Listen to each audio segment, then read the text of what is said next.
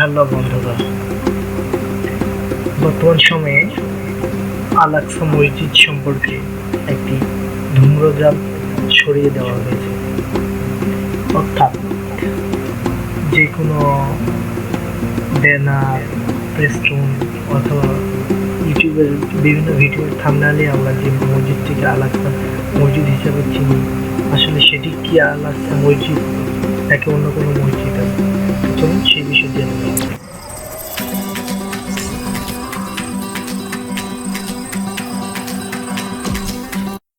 এই যে আপনারা স্ক্রিনে যে মসজিদটি দেখতে পাচ্ছেন, আমি দেখাচ্ছি।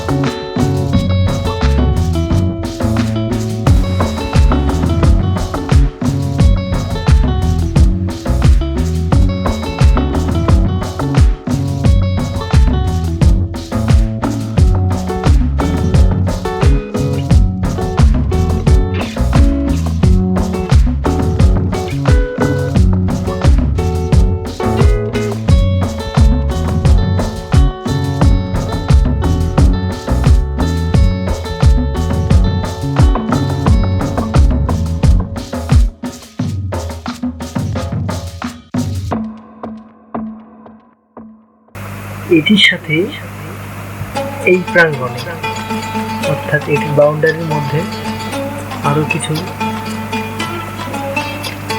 স্থাপনা আছে, যেগুলোর নাম হলো কুব্বাত আস সাকরা, কুব্বাত আস সিলসিলা, কুব্বাত আস নাবি নামক তিনটি স্থাপনা আছে।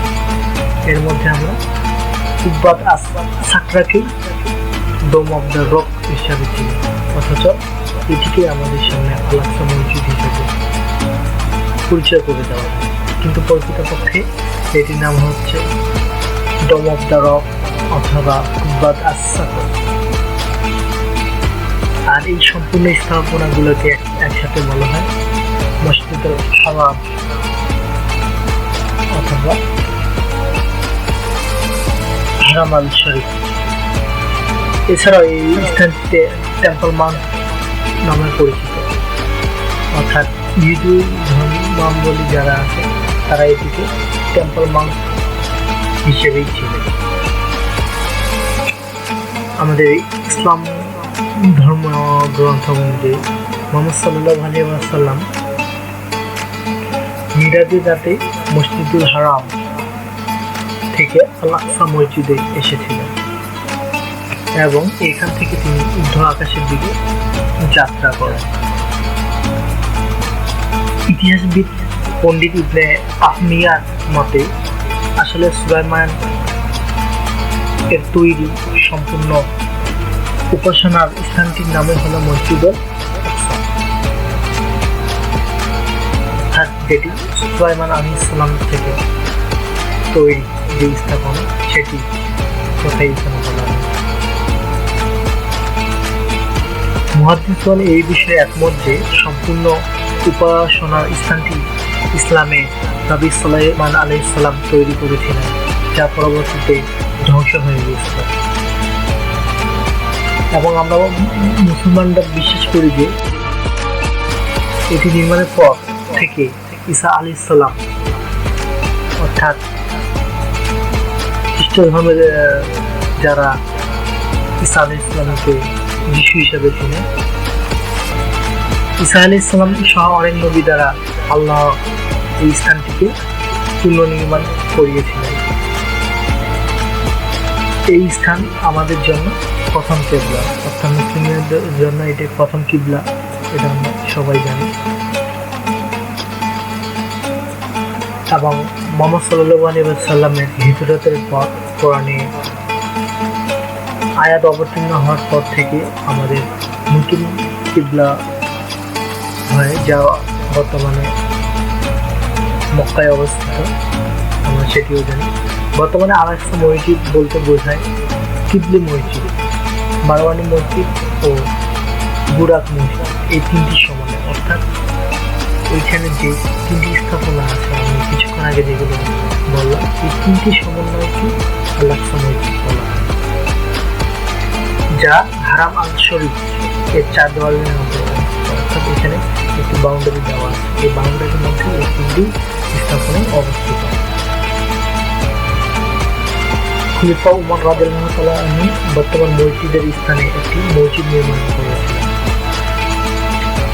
পরবর্তীতে উমাইয়া খলিফা আব্দুল মালিকের যুগে মসজিদটি পুনর্নির্মিত ও সম্প্রসারিত হয়। এই সংস্কার 705 খ্রিস্টাব্দে তার পুত্র খলিফা প্রথম আল ওয়ালিদের শাসনামলে শেষ হয় এবং 746 খ্রিস্টাব্দে ভূমিকম্পে মসজিদটি ধ্বংসপ্রাপ্ত হলে আব্বাসীয় খলিফা আলা মনসুর এটি পুনর্নির্মাণ করেন। পরে তার উত্তরসূরি মাহাদি এর পুনর্নির্মাণ করেন। আবার 1033 খ্রিস্টাব্দে আরেকটি ভূমিকম্পে মসজিদটি ক্ষতিগ্রস্ত হলে ফাতেমীয় খলিফা আলী জাহিদ পুনরায় মসজিদটি নির্মাণ করেন, যা বর্তমান অবধি টিকে আছে। বিভিন্ন শাসকের সময় মসজিদটিতে অতিরিক্ত অংশ যোগ করা হয়। এর মধ্যে রয়েছে গম্বুজ, আঙ্গিনা, মিম্বর, মিহরাব এবং অভ্যন্তরীণ কাঠামো। 1099 খ্রিস্টাব্দে ক্রুসেডাররা যখন জেরুজালেম দখল করার পর তারা মসজিদটিকে একটি প্রাসাদ এবং একই প্রাঙ্গণে অবস্থিত কুব্বাত সাকরাকে গির্জা হিসেবে ব্যবহার করত, অর্থাৎ আমি যেটি প্রথমে বলেছিলাম যে ডোম অফ দ্য রক, অর্থাৎ যেটি কুব্বাত সাকরা নামে পরিচিত, সেটাকে তারা গির্জা হিসেবে ব্যবহার করত। সুলতান সালাউদ্দিন জেরুজালেম পুনরায় জয় করার পর মসজিদ হিসেবে পুনঃ ব্যবহার শুরু হয়। আইয়ুবী, মামলুক, উসমানীয়, সুপ্রিম মুসলিম কাউন্সিল ও জর্ডানের তত্ত্বাবধানে এর নানাবিধ সংস্কার করা হয়। বর্তমানে পুরনো শহর ইসরায়েলের নিয়ন্ত্রণে আছে, তবে মসজিদটি জর্ডান ফিলিস্তিন নেতৃত্বাধীন ইসলামিক আকসের তত্ত্বাবধানে রয়েছে। তো আমরা এখন ধরে আল-আকসা মসজিদের ইতিহাস সম্পর্কে সারসংক্ষেপে আপনাদেরকে জানার চেষ্টা করলাম। তো আমাদের সামনে কেন ডোম অফ দ্য রককে আল-আকসা মসজিদ হিসেবে প্রদর্শন করা, আসলে এটির মধ্যে ইহুদিদের একটি দৃঢ় চক্রান্ত কাজ করে, কারণ তারা চায় যে মুসলিমরা যে কোনোভাবেই যদি তাদেরকে আমরা ইসলাম থেকে দূরে সরাইতে পারি অথবা ইসলামের গুরুত্বপূর্ণ স্থাপনাগুলো থেকে দূরে সরাই রাখতে পারি, তাহলে সহজে আমরা ইসলামকে ধ্বংস করে দিতে পারি। তাদের মধ্যে এই ভ্রান্ত ধারণাটা ছিল, এই জন্য হয়তো তারা চায় যে মুসলিমকে আসল স্থাপনাটা থেকে আমরা তাদের নজরকে দূরে রাখতে পারলে আমাদের লাভ। এই জন্যই তারা ষড়যন্ত্রমূলকভাবে এই কাজটি করে। কিন্তু দেখুন, তারা যতই ষড়যন্ত্র করুক না কেন, আল্লাহর দিন আল্লাহর টিকে রাখবে এবং সমগ্র মুসলিম উম্মার মধ্যে এটি ছড়িয়ে দিয়ে, এটা আমরা সবাই। তাদের অপচেষ্টা কখনো সফল হবে না ইনশাআল্লাহ। তো আশা করি আপনারা সবাই বুঝতে পেরেছেন যে তিনটি মসজিদ আল আকসা সম্পূর্ণ বাউন্ডারি মিলি কিন্তু মসজিদ আল আকসা, অর্থাৎ এখানে পৃথক পৃথকভাবে তিনটি স্থাপনা আছে, সেটি আমি বলার সময়। আর আমাদের কাছে সম্পূর্ণ স্থাপনাটি